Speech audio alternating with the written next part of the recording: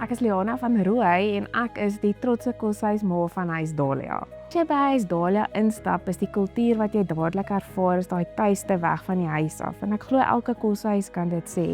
Maar daar's 'n sagtheid aan 'n Dahlia dame en daar's 'n liefde in die gange. As jy in die gange beweeg, is daai liefde en sagtheid wat hulle het vir mekaar en vir die instelling waarna hulle studeer en vir die koshuis waarna hulle bly.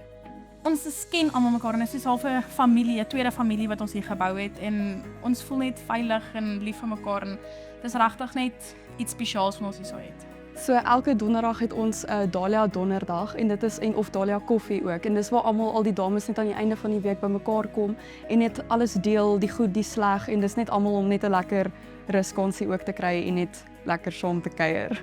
Elke dingetjie wat ons doen met die dames word so sorgvuldig beplan om seker te maak dit skakel in by Akademia se bestaansrede, maar dit ook 'n doel het. Dit is nie net iets wat hulle doen om iets te doen nie. En ek dink dit skep binne in die koshuis toerustinggeleenthede en geleenthede vir studente om 'n vaardigheid aan te leer. Daar's so baie dames in die koshuis na wie ek toe opkyk. En dit is my regtig mooi om te sien hoe hulle positiwiteit uitstreel en nie bang is om deel te neem aan dinge nie.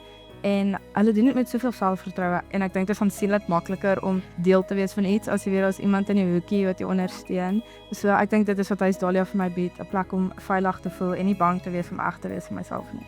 Huis Dahlia se lese en slagspreuk is om te streef, want ons is dames wat met intentionaliteit en vaardigheid lewe. Elke tradisie het sy eie unieke plekkie en rede hoekom ons dit doen, om regtig by te dra tot die waardes en die kultuur van Dahlia. Ek dink elke dame gaan dit geniet om hierdie tradisies ook te leer ken en om eintlik te kyk, maar watter een van hierdie tradisies is jou gunsteling? Want elkeen van hulle is daar vir 'n rede.